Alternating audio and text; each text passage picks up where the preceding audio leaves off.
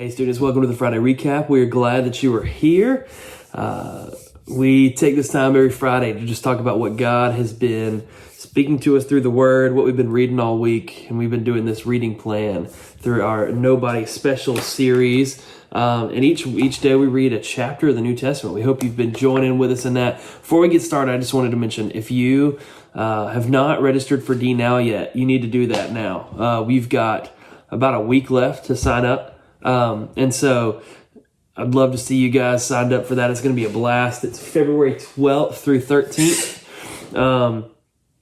Registration's online in the app. So go to the app, click on in the banner that swipes across the top. You can find a link there, or you can go down to the LTC outlet tab, click on that and register through there. But, man, it's going to be a good time. We got Strength to Stand coming.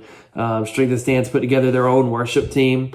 I think they've been writing their own songs and that kind of thing as well. But, the guest speakers coming. We're going to have a lot of games and fun activities and small groups and all kinds of different stuff. It's going to be a blast. Hope you guys will sign up for that. February 12th through 13th. This week, as we've been reading through the New Testament, we have been in Matthew 16 through 20. So we started Monday on Matthew 16. And then we moved into, we read all the way to Matthew 20 this morning. And so in Matthew 16, we're just in the time where you're just seeing Jesus out on a mission, getting stuff done, teaching, doing miracles, performing signs, and all these different things. But he, in Matthew 17, these religious leaders demanding a sign from Jesus of who he is, and he tells them, "Look, I'm not going to do that." He knows kind of where their heart's at, and so he's not going to do that. And then he warns his disciples to beware of the leaven of the Pharisees. In other words, he's saying, don't let their mentality, don't let their ways go through you, because just like leaven spreads throughout flour and throughout your dough, a little bit of leaven goes a long way. A little bit of this leaven of the Pharisees, their attitude, the way that they live and all that will spread throughout you guys and what God's doing in your lives. And then we see, that moment where Peter confesses Jesus as the Christ. And we talked about this on Wednesday night, where Jesus says, "Who do you say that I am?" And Peter says, you are the Christ, the Son of the living God. And, Jesus challenges all of them to take up their cross and to follow him. So all that's in chapter 16. And then chapter 17 on Tuesday, we see the transfiguration of Jesus. So Jesus goes up on the mountain with Peter and James and John. And while they're up there, the Jesus is transfigured before them. And that's when they get it, the curtain is pulled back to a certain degree, right? For, and they get to see the glorified version, the glorified Jesus before them. He's been God with flesh on. He's been fully God, fully man. But in this moment, this transfiguration, you see the glorified Jesus. And, they have this crazy moment up there with, they even see Moses and Elijah while they're up there. Incredible moment on top of the mountain. Jesus heals a boy with a demon. And then he foretells his death and resurrection. He tells them, "Hey, I'm going to die, but I'm going to rise again on the third day." And then Jesus is questioned about paying the temple tax.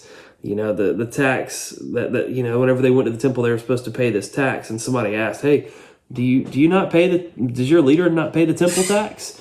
And Jesus then responds, kind of smart to a certain degree, and says, do kings collect taxes from their children? No, they collect them from other people. In other words, he's saying, why do I have to pay a tax? God's my father. Kings don't take taxes from their kids. They take taxes from everybody else. And this temple tax, I shouldn't be paying because I'm the son of God. But, in true Jesus fashion, he tells them to go out, catch a fish, pull the coins from the fish's mouth, and bring that back to pay the tax. And so that's how he pays the tax. And then we move into the disciples. There's conflict growing there about who's the greatest, and that kind of thing. And and we see this again in chapter 20 as well. They're kind of trying to figure out who's going to be the big shot and those kind of things. And so Jesus uses that as a teaching moment, and he tells them that, look, you guys are missing it. Like, adults are all worried about being the biggest and the best and the big shot. Like, you need to be like a child that doesn't care about those things. And then we've got Jesus talking about temptations to sin and how we need to remove things from our life that cause us to sin or tempt us to sin. This is where he talks about removing parts of your body if they cause you to sin. And so Jesus takes sin very seriously, and he wants us to see that those things we need to cut out of our life if they're causing us to sin or tempting us to sin. We've got the parable of the lost sheep, where we talk about, he talks about the rescue mission that he's on, and talks about forgiveness as well, and how we should forgive people the way that Jesus forgives us. Then in chapter 19, we move into teaching about divorce and how, I think in modern day, we have this idea that marriage is something that the government can make happen, right? Like, we go to the government and get them to sign a marriage certificate or whatever. But Jesus teaches us that marriage is something that is brought together by God. He even says, what God has joined together, let no man separate. And so it's just a good reminder that the divorce is that marriage is extremely important to God. God puts marriages together. Whenever there's two believers that come together in marriage, that's a God ordained thing. And it's much more than a marriage certificate. And then he talks about the consequences of divorce, that there's certain reasons, there's certain things that are reasons that are okay to get a divorce. But that list is very small. And outside of that, there's consequences. That if you get a divorce and you get remarried down the road, then that's the same as committing adultery, unless your divorce falls into this category that he mentioned. So I say all that to say, divorce is a big deal to God. Marriage is a big deal to God, and this chapter should highlight that to you. And then he again talks about the little children, right? These people are bringing children to him, and the disciples kind of push the children away, or they're trying to protect Jesus. Hey, you don't need to deal with these little kids.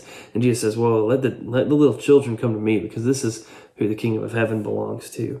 And then we had the rich young man, right? The rich young ruler, the guy that came, he wanted to follow Jesus, and Jesus knew that the most important thing to this man was his wealth. And so Jesus addressed that. He said, if you want to follow me, sell everything you have, give it to the poor, and then you can follow me. This man didn't want to do it. And so Jesus then teaches that it's difficult for rich people to get to heaven. And he says, but with man, this is impossible. With God, all things are possible. And we see that Jesus is that way in everything, right? That's what the gospel is, that for us to make it to heaven, for us to be saved, it's impossible for us to get there, but God can make a way.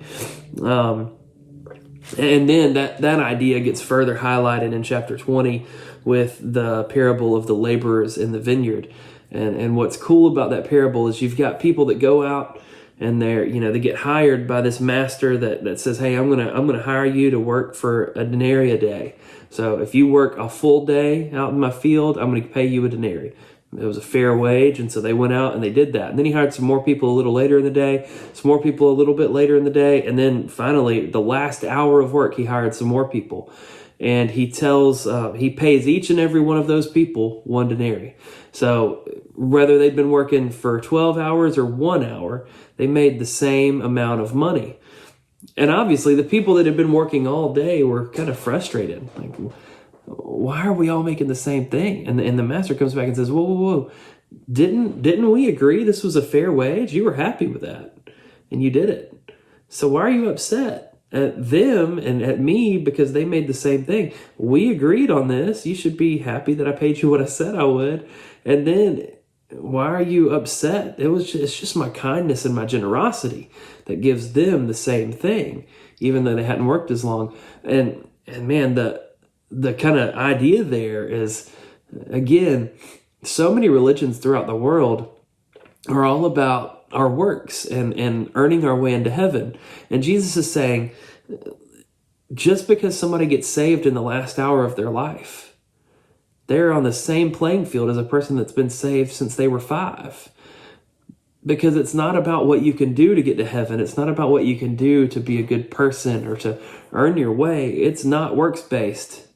It's all paid for by Jesus and what he did on the cross. It's all out of his loving kindness and generosity and mercy and his grace that he has for like that. That's what salvation is. It's not let me get saved when I'm 5 so that I can start doing all these things for the kingdom and one day maybe he'll let me in. It's I got saved in the last hour of my life. I've lived a life of rebellion for 81 years. And in the last hour of my life, I surrendered to Jesus. And that person is going to be sitting at the table next to the person that got saved when they're 5. How cool is that, right? That just shows it's not what we can do. It's all what he can do for us. And then Jesus talks about his death and resurrection a third time. And then there's a mother that comes to Jesus, and she wants her sons to be seated at the right hand and the left hand of Jesus in heaven. And he quickly answers that with, number one, to get to the place where I'm going to be, you're going to have to go through what I'm going to go through. And I don't think you're going to be able to handle that. But even so, it's not for me to decide. It's up to God who's there. But and then Jesus, in the ending of chapter 20, heals some blind men there as well. So lots going on as we just continue to see Jesus' life laid out before us. Hope you're in the Word. Hope you've been reading along with us. Tomorrow we will be reading Mark chapter 5 verses 1 through 20. That's what Norm's going to be preaching on Sunday, and so we hope that you'll get into the Word with us. Let us know what you've been reading. Let us know what you've been getting out of it. We hope you guys have a great weekend. We'll see you on Sunday morning.